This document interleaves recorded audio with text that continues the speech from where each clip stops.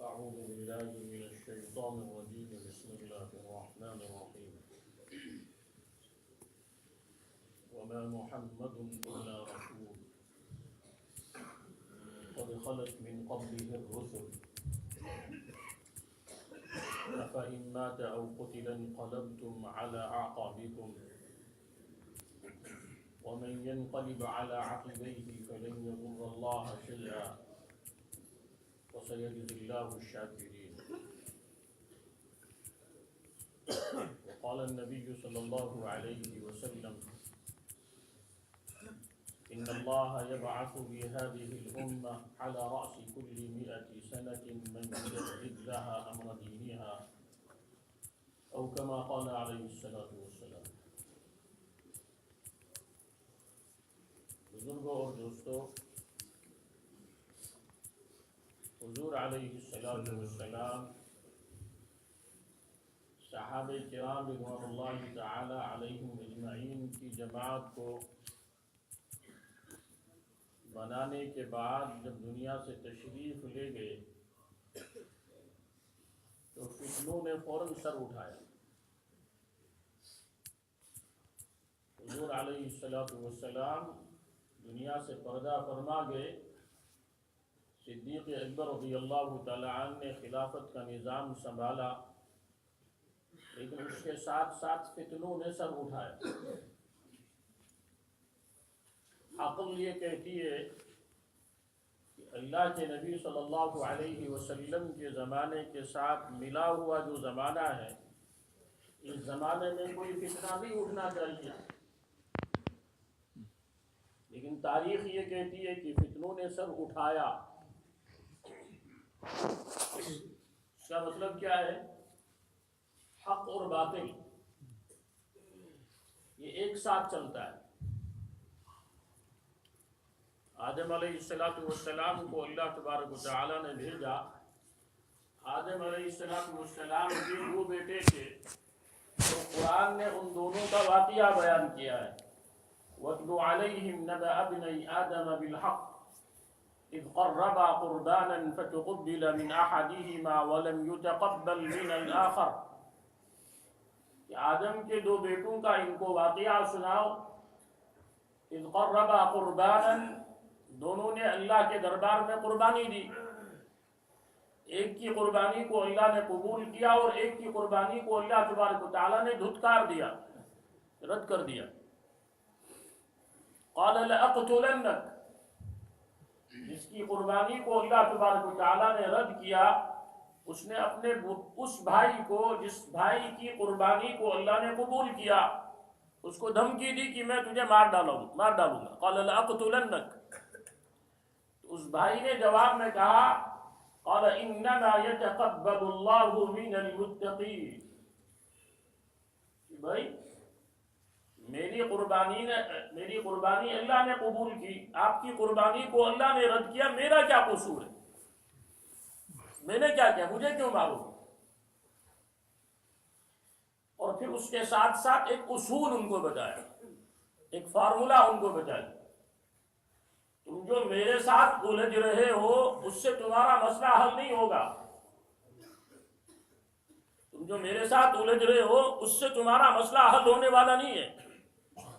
تمہارے مسئلے کا حل یہ ہے کہ تمہارا معاملہ اللہ کے ساتھ بگڑا ہوا ہے، اور جس کا معاملہ اللہ سے بگڑ جائے اور وہ اس کو درست کرنے کی کوشش نہ کرے تو پھر اس کے ساتھ یہی ہوتا ہے کہ اللہ اس کی قربانی کو قبول نہیں کرتے. میرے ساتھ مت الجھو، میرے ساتھ جھگڑا مت کرو، تم اپنے معاملے کو اللہ کے ساتھ درست کرو. اللہ کے یہاں اصول اور ضابطہ یہ ہے انما يتقبل الله من المتقين، جو اللہ کے لیے کرتا ہے اللہ اس کو آگے بڑھا دے، لیکن جو اللہ کے لیے نہیں کرتا اللہ اس کو دھتکار دیتے ہیں. انما يتقبل الله من المتقين. لئن بسطت الي يدك لتقتلني ما انا بباسط يدي اليك لاقتلك، تم اگر میرے اوپر ہاتھ اٹھاؤ گے میں پھر بھی تمہارے اوپر ہاتھ نہیں اٹھاؤں. لئن بسطت الي يدك لتقتلني، مجھے قتل کرنے کے لیے تم میرے اوپر ہاتھ ڈالو گے، میں اپنی طرف سے تمہارے اوپر ہاتھ نہیں ڈالوں گا۔ کیوں؟ انی اخاف اللہ رب العالمین، مجھے اللہ کا خوف دامنگیر ہے کہ کل مجھے اللہ کے سامنے جواب دینا ہے، اللہ پوچھیں گے تم نے اس کے اوپر ہاتھ کیوں اٹھایا، میرے سامنے کوئی جواب نہیں ہوگا۔ بہرحال اس نے بھائی کو قتل کر دیا، قابیل اور حابیل، قاف سے قاتل، قاف سے قابیل، ہا سے ہدایت، ہا سے حابیل۔ حابیل ہدایت پہ تھا، قابیل باطل پہ تھا۔ ایک نبی کے بیٹے، حق اور باطل جو ساتھ ساتھ چلتا ہے۔ کوئی حق کے پھیلانے میں استعمال ہو رہا ہے اور کوئی باطل کے پھیلانے میں استعمال ہو رہا ہے، اور کوئی زمانہ خالی نہیں رہا۔ تو اللہ کے نبی صلی اللہ علیہ وسلم دنیا سے تشریف لے جا رہے ہیں۔ صدیق اکبر رضی اللہ تعالیٰ عنہ نے خلافت کے نظام کو سنبھالا۔ کچھ لوگوں کو غلط فہمی ہو گئی کہ اللہ کے نبی صلی اللہ علیہ وسلم کا دین تب تک تھا جب تک اللہ کے نبی صلی اللہ علیہ وسلم اس زمین پہ تھے، اب تو اس دنیا سے پردہ فرما گئے، اس لیے اللہ کے نبی کا دین چلنے والا نہیں، اس لیے ہم بھی دین کو چھوڑ دیں گے، ارتداد کا شکار ہو گئے۔ تو صدیق اکبر رضی اللہ تعالیٰ نے فرمایا کہ یہ نہیں چلے گا، اللہ کا دین قیامت کی صبح تک رہنے کے لیے آیا ہے۔ کچھ لوگوں نے زکوٰۃ دینے سے انکار کر دیا، تو صدیق اکبر رضی اللہ تعالیٰ نے فرمایا اللہ کے نبی صلی اللہ علیہ وسلم کے زمانے میں اگر کوئی یہ جو جانور کے گلے کے اندر رسی پڑی رہتی ہے، یہ رسی زکوٰۃ کے اندر دیا کرتا تھا، اور آج اس رسی کو دینے سے انکار کرے گا تو صدیق اکبر اس کے خلاف تلوار سے قتال کریں گے۔ مسیلمہ کذاب نے نبوت کا دعویٰ کیا۔ یہ وہ زمانہ ہے جس زمانے کے بارے میں اللہ کے نبی صلی اللہ علیہ وسلم نے فرمایا خیر القرون قرنی ثم الذین یلونہم ثم الذین یلونہم، بہترین زمانہ میرا زمانہ ہے، پھر اس زمانے کے ساتھ ملا ہوا جو زمانہ ہے وہ بہتر ہے، پھر اس زمانے کے ساتھ جو ملا ہوا زمانہ ہے وہ بہتر ہے۔ یعنی اسلامی کیلنڈر کی جو پہلی 3 صدیاں تھی ان کے بارے میں اللہ کے نبی صلی اللہ علیہ وسلم فرما رہے ہیں کہ یہ بہترین زمانہ ہے، لیکن اس بہترین زمانے کے اندر فتنوں نے سر اٹھایا۔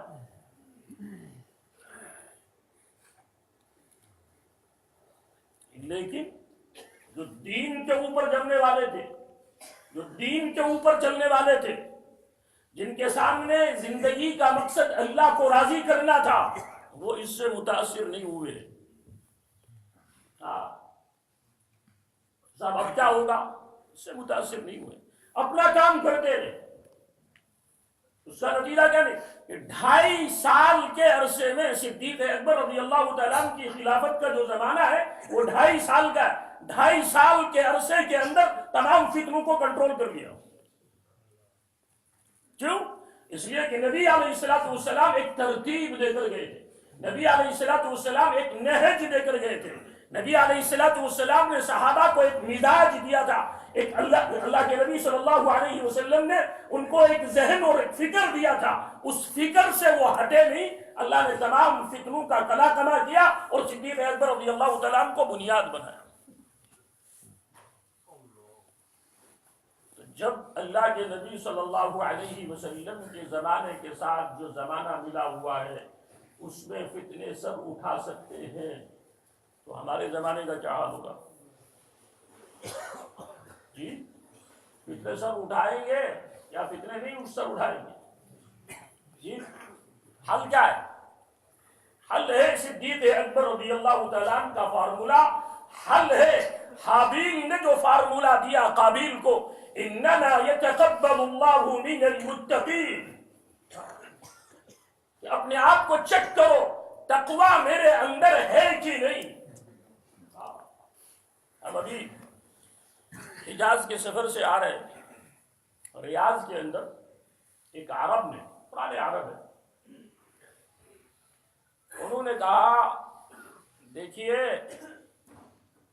دعوت و تبلیغ کے اندر فتنے کو جو داخل کیا گیا ہے اس کو یقین کے راستے سے داخل کیا گیا۔ ہمارے کان کھڑے ہو گئے، یہ کوئی عجمی نہیں کہہ رہا ہے، یہ کوئی غیر عرب نہیں کہہ رہا ہے، ایک عرب کہہ رہا ہے جو تقریباً پچھلے 50 سال سے کام میں لگا ہوا ہے۔ یقین کے راستے سے۔ ہاں، وہ کیا ہوا؟ ہم کہتے ہیں کہ یہ دارالاسباب ہے، بھوک لگتی ہے تو کھانا کھاؤ، پیاس لگتی ہے تو پانی پیو، بیمار ہوتا ہے تو علاج کرو، فصلوں کو اگانا ہے تو زمین پہ محنت کرو۔ اللہ نے دارالاسباب بنایا ہے، لیکن ہوا کیا؟ آنکھ بند کر کے ان اسباب کا انکار کر دیا گیا۔ سبب کو اختیار کرنا، ہاں یہ کہا جائز سبب اختیار کرنا، حلال طریقے سے کمائی کرنا جائز سبب، یہ نہیں کہا کہ سبب اختیار مت کرو۔ اس نے جو ہے پوری تبلیغ کے رخ کو موڑ کے رکھ دیا۔ یقین کی تشریح کی جاتی تھی کہ اسباب کا انکار کرو، اور یقین کی تشریح جو قرآن کے اندر ہے وہ یہ نہیں ہے۔ پھر ہم لوگوں سے، ہم کچھ علماء بیٹھے ہوئے تھے ان کے ساتھ، تو ہم سے پوچھا آپ ذرا یقین کے بارے میں کچھ آیتوں کو کوٹ کیجیے قرآن سے۔ ہم لوگ خاموش رہے۔ قرآن کے پہلے پیج کے اوپر آیتیں ہیں، الذین یؤمنون بالغیب، جو غیب کے اوپر ایمان لاتے ہیں، ویقیمون الصلاۃ، نمازوں کو قائم کرتے ہیں، ومما رزقناہم ینفقون، جو ان کے پاس ہے اس کو خرچ کرتے ہیں، والذین یؤمنون بما انزل الیک، جو آپ کے اوپر نازل کیا جا رہا ہے اس کو مانتے ہیں، وما انزل من قبلک، آپ سے پہلے جو نازل کیا گیا اس کے اوپر ایمان لاتے ہیں، وما انزل من قبلک وبالآخرۃ ہم یوقنون، یہ ہے آخرت کو ماننے والے، آخرت کے اوپر ان کا یقین ہے۔ ان آیتوں کے اندر کہاں اسباب کا انکار کیا گیا؟ یہاں تو ایمان والے کی صفات کا تذکرہ ہے۔ یقین کس کے پاس ہے؟ جو غیب کو مانتا ہے، جو نمازوں کو قائم کرتا ہے، اس کے پاس جو کچھ ہے اس کو اللہ کے راستے میں خرچ کرتا ہے، اللہ کے نبی صلی اللہ علیہ وسلم کے اوپر جو کچھ نازل کیا جا رہا ہے اس کے اوپر ایمان لاتے ہیں، پچھلی جو کتابیں ان کو مانتے ہیں، وَبِالْآخِرَةِ هُمْ يُوقِنُونَ، یہ ہے یقین والے لوگ۔ آپ بتائیے آج یقین کی تشریح کیا کی جاتی ہے؟ اس لیے میرے بزرگوں اور دوستو، باطل کا سب سے بڑا ہتھیار وہ کیا؟ کہ جو اصل ترتیب ہے، جو انبیاء کا صحیح نہج ہے، جو انبیاء کرام علیہ السلام کا راستہ ہے، وہ اس کی مخالفت نہیں کریں گے۔ وہ کیا کریں گے کہ اس راستے کی تشریح غلط کریں گے، ان طریقوں کی تشریح غلط کریں گے۔ انسان کیا سمجھے گا؟ جو تشریح کی جا رہی ہے یہی ہے، اس کا نتیجہ کیا؟ ان کی ذہن سازی ہوتے ہوتے ہوتے وہ اصل دین سے لڑ پڑیں گے، اصل ترتیب سے لڑ پڑیں گے۔ پوری پوری تاریخ ہے۔ لیکن پھونکوں سے یہ چراغ بجھایا نہ جائے۔ یریدون لیطفئوا نور اللہ بافواہہم واللہ متم نورہ ولو کرہ الکافرون۔ یریدون لیطفئوا نور اللہ بافواہہم، اپنے منہ کی پھونکوں سے وہ اس چراغ کو بجھانا چاہتے ہیں، واللہ متم نورہ، لیکن اللہ اپنے نور کو، اللہ اپنے دین کو غالب کرتے رہے گا، چاہے اس دین کے نہ ماننے والوں کے اوپر یہ کتنا گراں کیوں نہ گزرے۔ اس لیے میرے بزرگوں اور دوستو، اصل چیز یہ ہے کہ اللہ تبارک و تعالیٰ نے اس کام کی طرف متوجہ کیا ہے، لیکن جب کام کی غلط تشریح ہوگی ہم کیا سمجھیں گے؟ ہم دین کا کام کر رہے ہیں۔ اور کر کیا رہے ہوں گے؟ اسی چیز کو مولانا الیاس صاحب رحمۃ اللہ علیہ نے فرمایا تھا، یہ کام قرن اول کا ہیرا ہے، اگر اس کی قدر کی گئی، جو مدد اللہ کی صدیوں میں آتی ہے وہ اس کام کی برکت سے سالوں میں آئے گی، اور اگر اس کی قدر نہیں کی گئی، یعنی کام جس ترتیب پہ کہا جا رہا، جس ترتیب پہ مولانا الیاس صاحب رحمۃ اللہ علیہ نے فرمایا، جس ترتیب پہ مولانا یوسف صاحب رحمۃ اللہ علیہ نے فرمایا، جس ترتیب پہ مولانا انعام صاحب رحمۃ اللہ علیہ نے فرمایا، اور مدینہ منورہ کے اندر ایک عرب نے یہ بات کہی، پہلے تو اس نے کہا کہ حضرت جی مولانا انعام الحسن صاحب رحمۃ اللہ علیہ جب آخری حج میں آئے تو ہم ان کے پاس گئے اور ہم نے کہا حضرت جی سے ہمارے لیے دعا کی،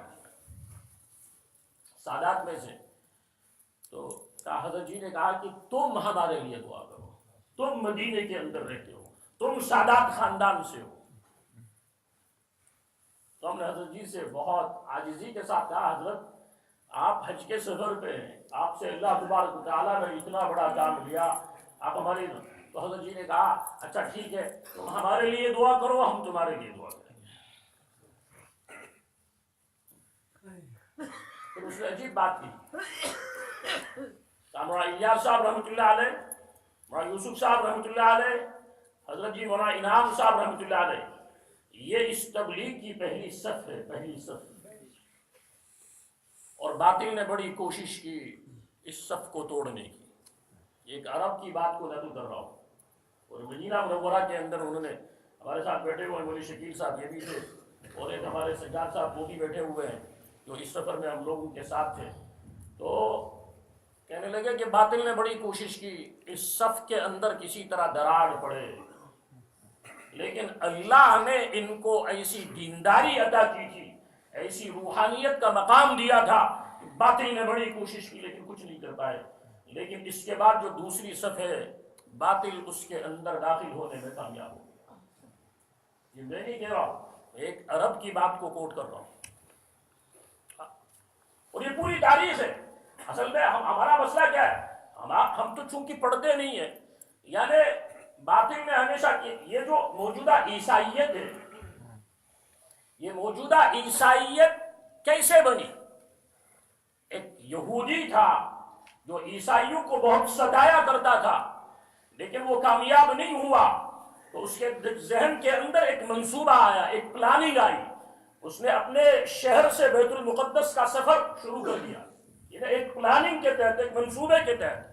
آدھا راستہ طے کرنے کے بعد واپس آیا اور عیسائی پادریوں کے پاس گیا اور ان سے یہ کہا کہ ہم عیسائیت قبول کرنا چاہ رہے ہیں۔ بڑے پریشان، یہ تو کل تک ہمارا ناک میں دم کیے ہوئے تھا، تو ہم کو پریشان کر رہا تھا، آج یہ کیوں کہہ رہا عیسائیت قبول کرنی؟ اب دیکھیے باطل کیسے کام کرتا ہے۔ اس نے ایک فیبریکیٹڈ سٹوری بنائی تھی، ایک کہانی اس نے وضع کی تھی اس منصوبے کو، یہ عیسائیت کو ختم کرنے کے لیے۔ اس نے کہا کہ میں بیت المقدس کا سفر کر رہا تھا، آدھا راستہ میں نے طے کیا، آسمان سے عیسیٰ علیہ السلام میرے اوپر نازل ہوئے، اور عیسیٰ علیہ السلام نے مجھ سے کہا تم عیسائیوں کو کیوں ستاتے ہو؟ میرے پاس کوئی جواب نہیں تھا۔ پھر عیسیٰ علیہ السلام نے یہ کہا تم نے جو عیسائیوں کو آج تک ستایا ہے اس کا کفارہ اگر چاہتے ہو تو عیسائیت قبول کرو اور عیسائیت کو پھیلانا شروع کرو۔ ظاہر ہے جب کسی کو آپ ستا رہے ہو اور وہ آپ کی وجہ سے پریشان حال ہو، آپ پھر اس کے بعد جا کر یہ کہیں کہ صاحب ہم آپ کے دین کے اندر داخل ہونا چاہتے ہیں، ہم آپ کے پیچھے پیچھے چلنا چاہتے ہیں، اس کو تو یقین بھی نہیں آئے گا کہ ایسا ہو رہا ہے، وہ تو اس کو اللہ کی مدد سمجھے گا۔ تو انہوں نے اس کو استقبال کیا، خوش آمدید کیا، اس نے عیسائیت قبول کی۔ کچھ عرصے تک جو اصل عیسائیت ہے وہ چلتی رہی۔ ایک عرصہ گزرنے کے بعد اس نے ان کے ذہنوں کے اندر یہ بات ڈالی، ارے تم جو یہ کہتے ہو کہ عیسیٰ علیہ السلام اللہ کے نبی ہیں، اللہ کے بندے ہیں، وہ اللہ کے بندے نہیں، اللہ کے بیٹے ہیں۔ اب دیکھیے عیسائیت کو تبدیل کرنا ہے تو باہر سے اس کو تبدیل نہیں کر سکتے، اندر داخل ہو کر جو عیسائیت کا اصل عقیدہ ہے اس عقیدے کے اوپر تیشا چلاؤ، اس عقیدے کو بگاڑو. لوگ اس عقیدے کو اختیار کریں گے, زندگی بھر عبادت کرتے رہیں گے, لیکن ان کی وہ عبادت قبول نہیں ہوگی. کیوں؟ اس لیے کہ عقیدے کے اندر بگاڑ آ چکا ہے, عقیدہ تبدیل ہو چکا ہے. پھر اس نے کیا کہا کہ نعوذ باللہ من ذالک والعیاذ باللہ, مریم اللہ کی بیوی, اور مریم اور اللہ کے ذریعے سے عیسیٰ علیہ السلام کی ولادت ہوئی. اچھا ٹھیک ہے, اب کیونکہ سوالات کھڑے ہوتے ہیں کہ بھائی اللہ کا اگر یہ بیٹا ہے تو اللہ اپنے بیٹے کو نہیں بچا پایا, اس کو کھانسی کے اوپر ان لوگوں نے چڑھا دیا. تو اس کے لیے کیا نظریہ گھڑ لیا کہ پوری انسانیت جو گناہ کرے گی ان گناہوں کا کفارہ عیسیٰ علیہ السلام, اللہ کا جو نعوذ باللہ من ذالک بیٹا ہے, وہ ان گناہوں کا کفارہ ادا کر چکے ہیں. اب آپ آزاد ہیں, آپ جو چاہیں کریں. یہ ہے معجزہ عیسائیت. لیکن اس کو تبدیل کس نے کیا؟ اس کو ایک یہودی نے تبدیل کیا. ہاں, قرآن کہتا ہے لقد كفر الذين قالوا ان الله هو المسيح ابن مريم وقال المسيح يا بني اسرائيل اعبدوا الله ربي وربكم انه من يشرك بالله فقد حرم الله عليه الجنة ومأواه النار وما للظالمين من انصار. لقد كفر الذين قالوا, جنہوں نے یہ کہا کہ عیسیٰ اللہ کے بیٹے ہیں, انہوں نے کفر کیا. اور خود عیسیٰ علیہ السلام کا کہنا کیا ہے؟ وقال المسیح یا بنی اسرائیل اعبدوا اللہ ربی, اور خود عیسیٰ علیہ السلام یہ کہہ رہے ہیں اے انسانوں, جو میرا اور تمہارا رب ہے اس رب کی عبادت, اس رب کی عبادت کرو. انہ من یشرک باللہ, جو اللہ کے ساتھ شرک کرے گا. اللہ تبارک و تعالیٰ عیسیٰ علیہ السلام کے قول کو نقل کر رہے ہیں, انہ من یشرک باللہ فقد حرم اللہ علیہ الجنۃ ومأواہ النار, جو اللہ کے ساتھ شرک کرے گا اللہ نے اس کے اوپر جنت کو حرام کر دیا ہے اور اس کا ٹھکانہ جہنم ہے. یہ تو عیسیٰ علیہ السلام کے ہیں. لیکن آج کی عیسائیت کیوں؟ اس لیے کہ باہر سے آپ مخالفت کرو گے وہ قبول نہیں ہوگی. پھر کیا کرنا؟ اندر داخل ہو کر اس کے ڈھانچے کو تباہ کرو. یہ ہے مسئلہ. اس لیے میرے بزرگوں اور دوستوں, یہ جو صدیق اکبر رضی اللہ تعالیٰ عنہ نے کام کیا کہ اللہ کے نبی صلی اللہ علیہ وسلم پردہ فرما گئے, مختلف فتنوں نے سر اٹھایا, لیکن صدیق اکبر رضی اللہ تعالیٰ عنہ چٹان کی طرح ڈٹ گئے کہ دین ہے اللہ کا دین چلے گا. تو حضرت عمر نے فرمایا صدیق اکبر 2 دنوں کی نیکی ہم کو دے دے. 2 دنوں کی نیکی, ایک ہجرت کے رات کی نیکی اور ایک جس دن اللہ کے نبی صلی اللہ علیہ وسلم دنیا سے رخصت ہوئے. ان 2 دنوں کی نیکی صدیق اکبر رضی اللہ تعالیٰ ہم کو دے. تو عمر اپنی زندگی کی پوری نیکی اپنے خاندان کے افراد کی تمام نیکیوں کے ساتھ دینے کے لیے تیار ہے. اپنی نیکی بھی, اپنے خاندان کی تمام نیکیاں, صرف اگر صدیق اکبر رضی اللہ تعالیٰ 2 دنوں کی نیکی ہم کو دے. ایک تو ہجرت کے رات کی نیکی اور جس دن اللہ کے نبی صلی اللہ علیہ وسلم دنیا سے پردہ فرما گئے, اگر اس دن صدیق اکبر چٹان کی طرح نہ ڈٹ گئے ہوتے, یہ امت بکھر گئی. صدیق اکبر رضی اللہ تعالیٰ جب آئے, حضرت عمر رضی اللہ تعالیٰ ممبر کے پاس کھڑے ہو کر بیان کر رہے تھے, جو یہ کہے گا کہ اللہ کے نبی صلی اللہ علیہ وسلم دنیا سے پردہ فرما کر گئے ہیں, اس کی گردن اور میری تلوار. اللہ کے نبی صلی اللہ علیہ وسلم دنیا سے تشریف نہیں لے گئے. اللہ کے نبی تو اسی طرح جس طرح موسیٰ علیہ السلام کوہ طور پر اللہ سے ملاقات کے لیے جاتے تھے, اللہ کے نبی اسی طرح اللہ سے ملاقات کے لیے گئے ہیں اور واپس آ جائیں گے. یہ کہہ رہے حضرت عمر, یہ غم کا حال تھا. حضرت ابو بکر رضی اللہ تعالیٰ تشریف لائے, حضرت عمر کو بٹھایا اور یہ آیت پڑھی وَمَا مُحَمَّدٌ إِلَّا رَسُولٌ قَدْ خَلَتْ مِن قَبْلِهِ الرُّسُلُ. اللہ کے نبی محمد صلی اللہ علیہ وسلم تو اللہ کے نبی ہے. جس طرح اللہ کے نبی صلی اللہ علیہ وسلم سے پہلے دنیا کے اندر بہت سارے انبیاء آئے, دنیا چھوڑ کر چلے گئے, اسی ترتیب پہ اللہ کے نبی صلی اللہ علیہ وسلم بھی دنیا سے پردہ فرما گئے. قد خلت من قبلہ الرسل افإن مات او قتل انقلبتم على اعقابکم. اگر اللہ کے نبی صلی اللہ علیہ وسلم دنیا سے پردہ فرما جائے کیا تم اللہ کے نبی کے دین کو چھوڑ دو گے؟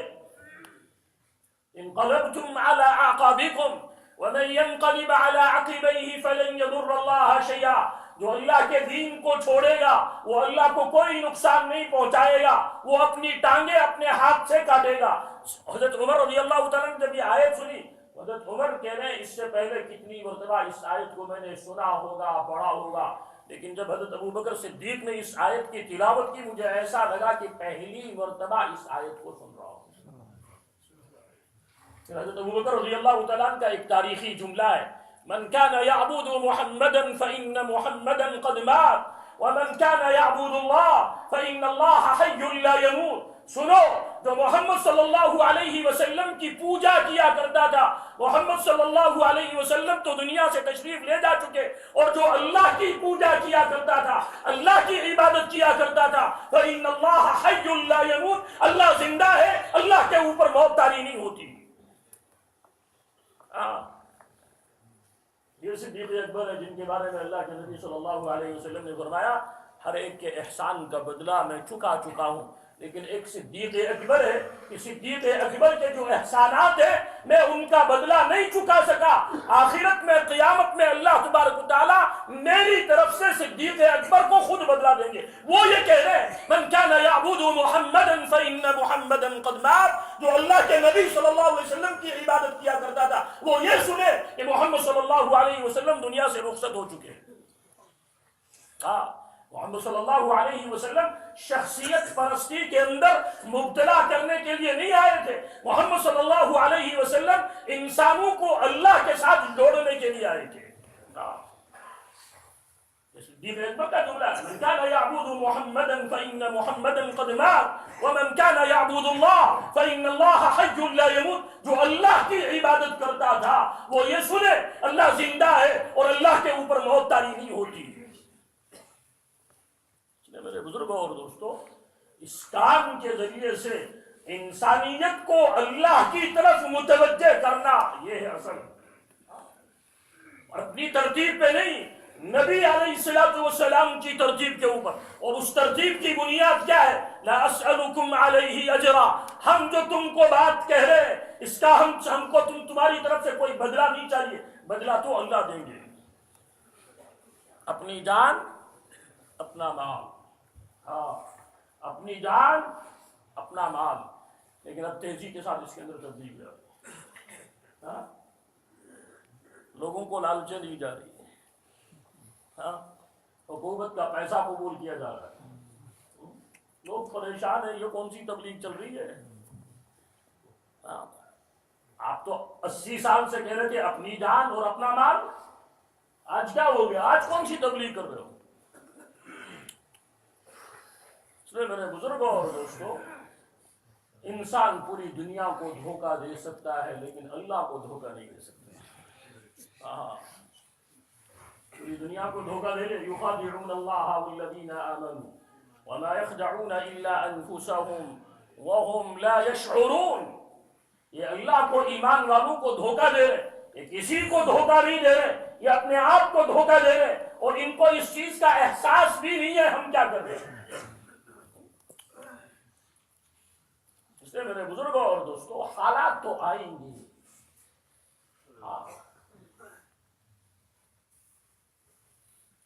موسیٰ علیہ السلام کی جب پیدائش ہوئی تو اللہ تبارک و تعالیٰ نے موسیٰ علیہ السلام کی ماں کی طرف وحی کی. وَأَوْحَيْنَا إِلَىٰ أُمِّ مُوسَىٰ أَنْ أَرْضِعِيهِ. یہ وہ وحی نہیں ہے جو انبیاء کی طرف کی جاتی ہے. اللہ نے موسیٰ علیہ السلام کی ماں کے دل کے اندر الہام کیا، بات ڈالی، لیکن لفظ استعمال کیا وحی کا. وَأَوْحَيْنَا إِلَىٰ أُمِّ مُوسَىٰ أَنْ أَرْضِعِيهِ. کہ بچہ پیدا ہو گیا، اس کو دودھ پلاؤ. فَإِذَا خِفْتِ عَلَيْهِ فَأَلْقِيهِ فِي الْيَمِّ.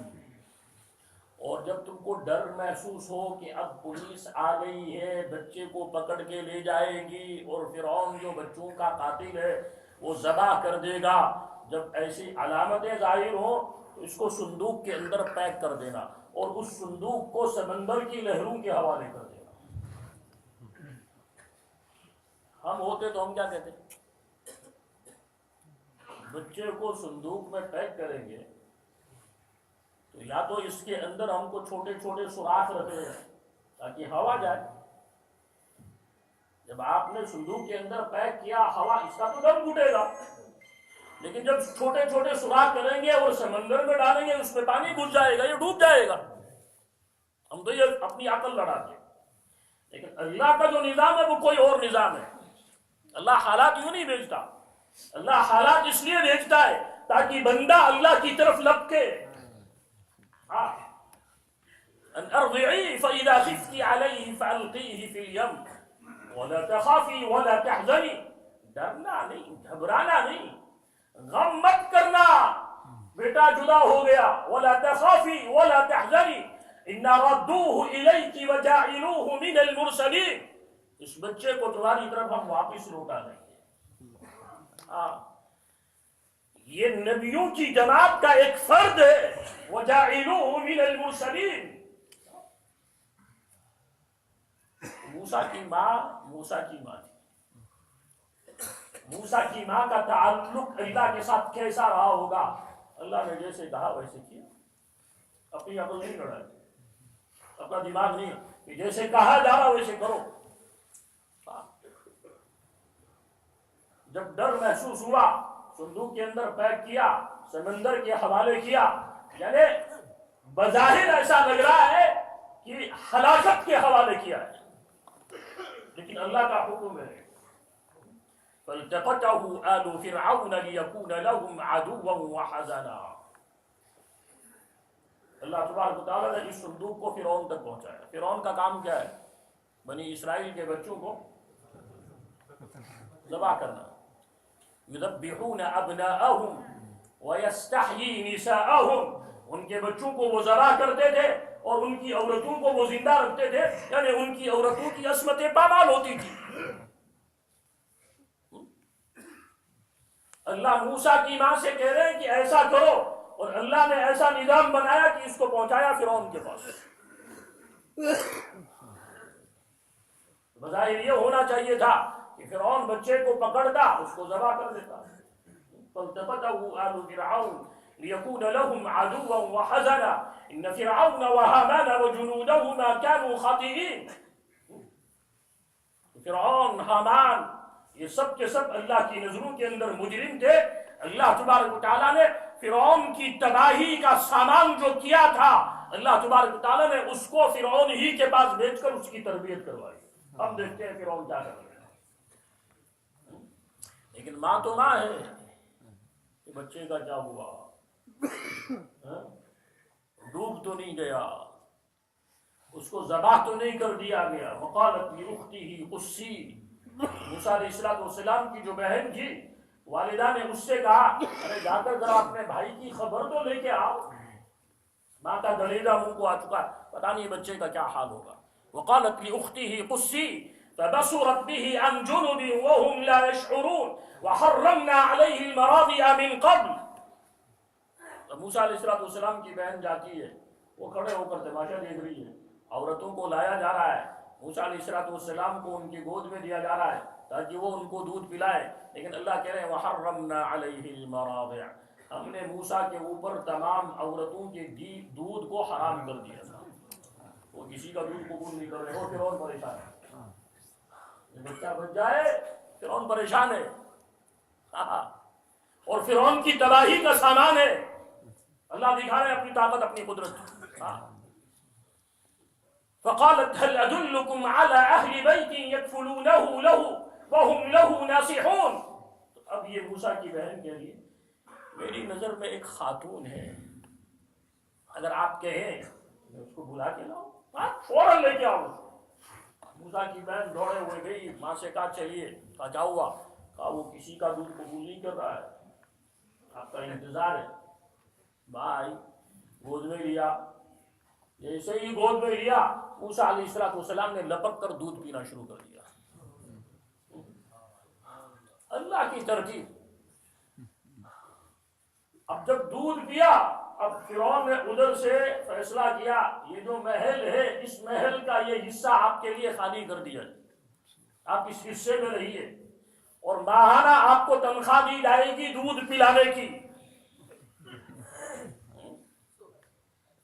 لیکن یہ کب ہوا کہ جب موسیٰ علیہ السلام کی ماں تیار ہوئی اللہ کے حکم کے اوپر عمل کرنے کے لیے، اس بچے کو صندوق میں پیک کر دینا، اس کو سمندر کی لہروں کے حوالے کر دینا۔ موسیٰ علیہ السلام کی ماں کا اللہ کے اوپر اعتماد کس درجے کا تھا کہ سمندر کی لہروں کے اندر میرا اللہ میرے بچے کو بچا سکتا ہے، تب جا کر یہ ہوا۔ لیکن بہت سے مفسرین نے لکھا ہے اس محل کے اندر ظلمت ایسی تھی، بے چینی اور بے سکونی دل کی ایسی تھی کہ 24 گھنٹے بھی موسیٰ کی ماں وہاں نہیں رہ پائی۔ موسیٰ کی ماں نے کہا کہ بھئی میں تو جا رہی ہوں گھر، میرا ماہانہ جو مشاہرہ ہے، ماہانہ جو تنخواہ آپ نے مقرر کی ہے وہ میرے گھر دے۔ میرے بزرگوں اور دوستو، حالات کیوں آتے؟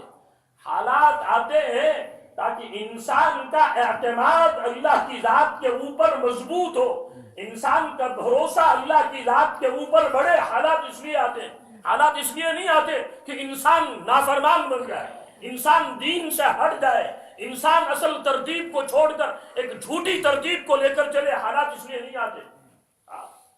اللہ کے نبی صلی اللہ علیہ وسلم نے فرمایا کہ اشد انبیاء کرام علیہ الصلوۃ اشد بلاء الانبیاء، سب سے زیادہ حالات انبیاء کے اوپر، سب سے زیادہ مشکلات انبیاء کے اوپر آتے ہیں۔ اور اپنے بارے میں کہا اوذیت فی اللہ ما لم یؤذ احد، جتنے حالات میرے اوپر آئے کسی نبی کے اوپر اتنے حالات نہیں آئے۔ حالات اس لیے آتے ہیں تاکہ اللہ کا تعلق مضبوط ہو۔ حالات اس لیے نہیں کہ اللہ کی نافرمانیاں کر کے، اللہ کو ناراض کر کے اللہ کے فیصلوں کو اپنے خلاف کروایا جائے۔ حالات اس لیے نہیں آتے۔ میرے بزرگوں اور دوستو، اللہ تبارک و تعالیٰ نے اس کام کے ساتھ جوڑا ہے، کام اللہ کا ہے، کام ہمارا ہے۔ ہاں، کام اللہ کا ہے۔ ہم وہاں مدینہ کے اندر ابو سے کہتے تھے کہ بھائی دیکھو، ہمارے کشمیر کے اندر مدینے والوں کا احسان ہے کہ مدینے کے ایک سید زادے جنہوں نے مدینے سے ہجرت کر کے ایران چلے گئے تھے ہمدان، اور ہمدان سے مولانا الیاس رحمۃ اللہ علیہ تو 100 سال پہلے اٹھے، لیکن امیر کبیر میر سید علی حمدانی رحمۃ اللہ علیہ آج سے 700 سال پہلے کشمیر آئے۔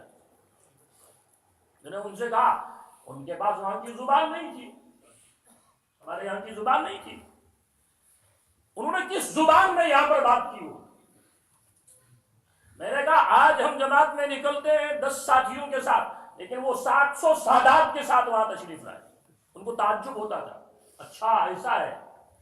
اور پھر میں ان سے کہتا تھا، اور 700 کے 700 سادات سب کے سب کشمیر میں مدفون ہیں۔ بعض اربوں نے سوال کیا ان کو مارا گیا، قتل کیا؟ میں نے کہا نہیں، وہ نہیں۔ اللہ کے نبی صلی اللہ علیہ وسلم کی حدیث ہے غیروا موالیدکم، جہاں تمہاری پیدائش ہے وہاں اپنی قبر مت بنانا، اپنی قبر اللہ کے دین کے راستے کے اندر نکل کر کہیں اور بنانا۔ میں نے کہا انہوں نے اس کے اوپر عمل کیا، نکلے اور واپس نہیں آنا۔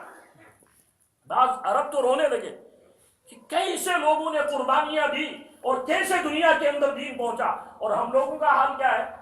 ہم لوگ کہتے ہیں کہ مولانا الیاس رحمۃ اللہ علیہ جب اٹھے اس سے پہلے تو اندھیرا ہی اندھیرا تھا، اس سے پہلے کوئی کام وام نہیں ہوتا تھا۔ اور امیر کبیر، یعنی ہماری تاریخ ہے، امیر کبیر میر سید علی حمدانی رحمۃ اللہ علیہ مولانا الیاس رحمۃ اللہ علیہ سے 600 ساڑھے 600 سال پہلے، جب رسائل کا کوئی وہ نہیں ہے، ٹرانسپورٹیشن کچھ بھی نہیں ہے، نہ ٹرین ہے، نہ بسیں ہیں، نہ ہوائی جہاز ہے، نہ سائیکل ہے، کچھ بھی نہیں، کیسے پہنچے وہ؟ کہ زبان میں بات، اخلاق کی زبان، محبت کی زبان، حلم کی زبان، نرمی کی زبان۔ فَبِمَا رَحْمَةٍ مِّنَ اللَّهِ لِنْتَ لَهُ، اللہ اپنے نبی سے کہہ رہے یہ آپ کے اوپر اللہ کی رحمتوں کی برسات ہے، آپ ان کے حق میں اتنے نرم بنے ہوئے۔ اس لیے میرے بزرگوں اور دوستوں، اللہ نے ہر زمانے میں اپنے بندوں سے کام لیا۔ یہ ایسا نہیں ہے کہ بس 100 سال پہلے حضرت مولانا الیاس رحمۃ اللہ علیہ کھڑے ہوئے اس سے پہلے اندھیرا تھا، نہیں۔ اسی ہندوستان کے اندر خواجہ معین الدین چشتی رحمۃ اللہ علیہ کو دیکھ لیجیے، پشاور سے ڈھاکے کا سفر 77 لاکھ انسانوں کی تقدیر بدلی ایک سفر کے اندر۔ خواجہ نظام الدین اولیاء رحمۃ اللہ علیہ، ہمارے کشمیر کے اندر مخدوم صاحب رحمۃ اللہ علیہ، بابا داؤد مشکاتی رحمۃ اللہ، یہ کون لوگ تھے؟ اللہ نے ان کا انتخاب کیا، ان سے وقت کے اوپر کام لیا۔ مجدد الفسانی رحمۃ اللہ علیہ، جب دین کی ایک ہے دین کی اشاعت، ایک ہے دین کی حفاظت، جیسے اللہ تبارک و تعالیٰ نے صدیق اکبر کو دین کی حفاظت کے لیے کھڑا کیا، بالکل اسی طرح مجدد صاحب کو ہندوستان کے اندر دین کی حفاظت کے لیے کھڑا کیا۔ اکبر نے ایک نیا ڈھانچہ کھڑا کیا تھا۔ اسلام 100 سال کے لیے آیا، 1000 سال کے لیے آیا ہے، 1000 سال اسلام کے اوپر بیت چکے ہیں، اب اسلام کا چراغ گل ہو گیا، اب ایک نیا دین ہے، دین اکبری یا دین الہی۔ دین اکبری کیا ہے؟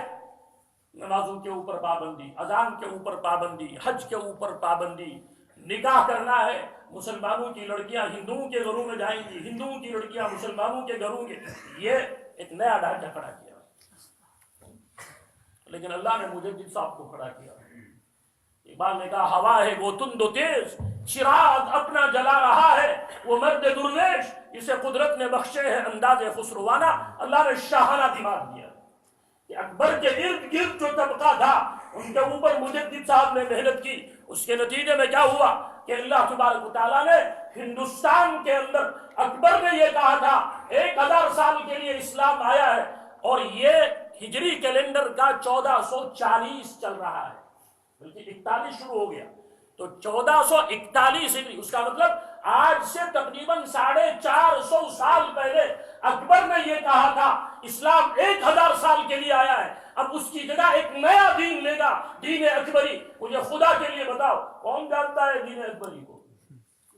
لیکن اسلام اسی شان کے ساتھ چل رہا ہے۔ 450 سال گزر چکے، اکبر نے آج سے 450 سال پہلے کہا تھا اسلام 1000 سال کے لیے آیا تھا، 1000 سال اسلام کے اوپر بیت چکے، اب اسلام نہیں چلنے والا، لیکن اسلام آج اپنی عظمتوں کے ساتھ قائم ہے اور دین اکبری کو کوئی جانتا ہی نہیں۔ یہ کیا ہے؟ یہ اللہ تبارک و تعالیٰ اپنے بندوں کو استعمال کرتے ہیں۔ ہاں، اسی طرح میرے بزرگوں اور دوستوں، تبلیغ کے اندر کوئی نئی ترتیب کو لے کر آئے گا وہ ختم ہو جائے گا، لیکن تبلیغ کی اپنی ترتیب چلتی رہے گی۔ یہ اللہ کا دین ہے، اللہ اپنے دین کو چلانا جانتے ہیں، یہ ہمارے ہاتھ میں نہیں ہے۔ اللہ جس کو اپنی دین کی بقا کے لیے، اللہ جس کو اپنے دین کو زندہ کرنے کے لیے، اللہ جس کو اپنے دین کی محنت کے لیے استعمال کرے، اس کی خوش قسمتی ہے۔ یہ نہیں کہ صاحب ہم کر رہے، ہم نہیں کر رہے، اللہ ہم سے کام لے رہے ہیں۔ لیکن جہاں دائیں بائیں کیا تو اللہ کان پکڑ کے سائڈ میں بٹھا دے، تمہاری ہمیں ضرورت نہیں۔ تم اپنی چلانا چاہتے ہو، ہم تو اپنے نبی سے کہہ رہے ہیں وَلَوْلَا أَن ثَبَّتْنَاكَ لَقَدْ كِدتَّ تَرْكَنُ إِلَيْهِمْ شَيْئًا قَلِيلًا إِذًا لَّأَذَقْنَاكَ ضِعْفَ الْحَيَاةِ وَضِعْفَ الْمَمَاتِ ثُمَّ لَا تَجِدُ لَكَ عَلَيْنَا نَصِيرًا۔ اے نبی، اگر ہم نے آپ کو جمایا نہ ہوتا آپ ان کی طرف جھک گئے ہوتے۔ اللہ، نبی جھک جائے سوال ہی پیدا نہیں ہوتا۔ پھر اللہ کیا کہہ رہے ہیں؟ اللہ نبی کو مخاطب کر کے قیامت تک آنے والے مسلمانوں کو مخاطب کر رہے ہیں، تم سے نہیں، یہ ہم تم کو جما رہے ہیں، یہ ہم تم سے کام لے رہے ہیں۔ اگر ہماری حفاظت نہیں ہوگی، یا ایھا الرسول بلغ ما انزل الیک من ربک، جو آپ کے رب کی طرف سے آپ کے اوپر نازل ہو رہا اس کو پہنچائیے، اس کو بلغ ما انزل الیک من ربک، اگر اس کو نہیں پہنچا رہے وَإِن لَمْ تَفْعَلْ فَمَا بَلَّغْتَ رِسَالَتَهُ، پھر آپ نبوت کا حق ادا نہیں کر رہے ہیں۔ اللہ اپنے نبی سے وَاللَّهُ يَعْصِمُكَ مِنَ النَّاسِ، آپ اللہ کے دین کو پہنچائیے، آپ کی حفاظت کی ذمہ داری خود اللہ لے رہا ہے۔ دین کو صحیح طور پر پہنچانا، ایک یہ ہے کہ اپنی مرضی سے جو مزاج میں آیا وہ کریں گے، نہیں، جو اللہ کا دین ہے اس کو پہنچاؤ، اللہ کے دین کو پہنچاؤ گے، اللہ کی حفاظت میں آ جاؤ۔ وَاللَّهُ يَعْصِمُكَ مِنَ النَّاسِ۔ اس لیے میرے بزرگوں اور دوستوں، اللہ تو اپنے نبی سے یہ کہیں فَلَوْلَا فَضْلُ اللَّهِ عَلَيْكَ وَرَحْمَتُهُ لَهَمَّتْ طَائِفَةٌ مِّنْهُمْ أَن يُضِلُّوكَ، اگر اللہ کا فضل، اللہ کا رحم آپ کے اوپر نہ ہوتا، ان میں سے ایک جماعت آپ کو اپنی طرف مائل کر لیتی۔ لَهَمَّتْ طَائِفَةٌ مِّنْهُمْ أَن يُضِلُّوكَ وَمَا يُضِلُّونَ إِلَّا أَنفُسَهُمْ وَمَا يَضُرُّونَكَ مِن شَيْءٍ. لیکن وہ کوئی آپ کا کچھ نہیں بگاڑ سکتے. وہ تو اپنی آخرت تباہ کر رہے ہیں یہ محنت کر کے، لیکن یہ محنت کر رہے ہیں حق کے مقابلے میں. باطل کی محنت چلتی ہے، باطل کی محنت ختم نہیں ہوتی، اور باطل ہر اعتبار سے اہل حق کو پریشان کرنے کی کوشش کرتے ہیں. اس لیے اس سے بچنے کی ترغیب کیا ہے؟ اللہ تبارک و تعالیٰ نے، اللہ کے نبی صلی اللہ علیہ وسلم کی حدیث ہے، علماء امتی کانبیاء بنی اسرائیل. میری امت کے علماء جو ہے ان کو اسی طرح ذمہ داری دی گئی ہے. نبی تو وہ نہیں ہے، نبوت تو مکمل کی گئی اللہ کے نبی صلی اللہ علیہ وسلم کے اوپر، لیکن بنی اسرائیل کے انبیاء کی جو ذمہ داریاں تھی وہ ذمہ داری میری امت کے علماء کو دے دی. اس لیے علماء سے پوچھ کر، علماء کی نگرانی کے اندر علماء ربانیین کی ترتیب پہ چلو گے تو اللہ تبارک و تعالیٰ منزل مقصود پہ پہنچائے گا. اس لیے میرے بزرگوں اور دوستوں، ہمارے لیے تو ماشاءاللہ اللہ تبارک و تعالیٰ امیر صاحب کی عمر میں برکت عطا فرمائے، ان کو صحت و تندرستی عطا فرمائے. پورا علماء کا طبقہ ان کے ساتھ جڑا ہمیں کس چیز کی اللہ تبارک و تعالیٰ نے ایک ترتیب دی ہے، اس ترتیب پہ چلتے رہیں گے انشاءاللہ. اللہ تبارک و تعالیٰ کل ان لوگوں کی صف میں ہمارا حشر کریں گے جن لوگوں سے اللہ نے دین کا کام لیا ہے. ہم کتنا کر رہے ہیں وہ ہم جانتے ہیں، لیکن اگر ترتیب پہ چلتے رہیں گے، اخلاص کے ساتھ کرتے رہیں گے، اللہ کی رضا کے لیے کرتے رہیں گے، اللہ تبارک و تعالیٰ اس کی برکت سے انہیں کی صف میں کھڑا کرے. کم کریں زیادہ کریں، لیکن میرے بزرگوں ترتیب سے ہٹنا نہیں. ہمارے جو 3 بزرگوں کی ترتیب ہے، مولانا الیاس صاحب رحمۃ اللہ علیہ، مولانا یوسف صاحب رحمۃ اللہ علیہ، مولانا انعام صاحب رحمۃ اللہ علیہ، اس ترتیب پہ کام تھا. الحمدللہ کوئی انتشار نہیں تھا، یکسوئی کے ساتھ لوگ کام کر رہے تھے.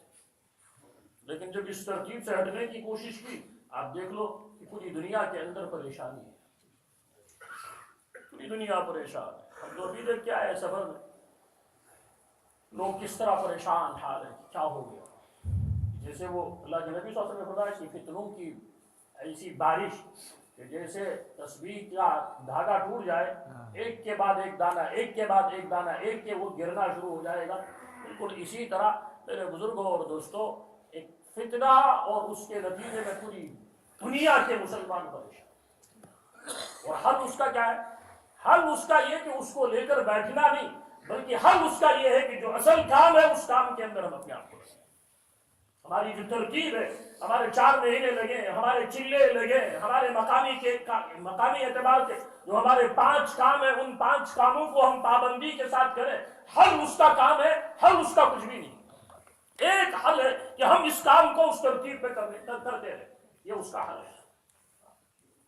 تو کریں گے اس کے لیے کون تیار ہے کہ انشاءاللہ ہم اللہ کے راستے میں نکل کر اس ترتیب کے اوپر، جس ترتیب پہ اللہ کی رضا کو حاصل کرنے کے لیے کام کیا جا رہا تھا، اسی ترتیب پہ کام کرتے رہیں گے، تاکہ اللہ تبارک و تعالیٰ ہماری ہدایت، ہم کو اپنی ہدایت کے اوپر جمع ہماری طرف سے، اور ہمارے ذریعے سے اللہ تبارک و تعالیٰ جدھر ہم پھرے جائیں وہاں ہدایت کی ہواؤں کو اللہ تبارک و تعالیٰ عام کرے. اس کے لیے سب تیار ہیں انشاءاللہ. اللہ تبارک و تعالیٰ ہم سب کو قبول فرمائے. اب اس کے بعد کیا ترتیب ہے بھائی؟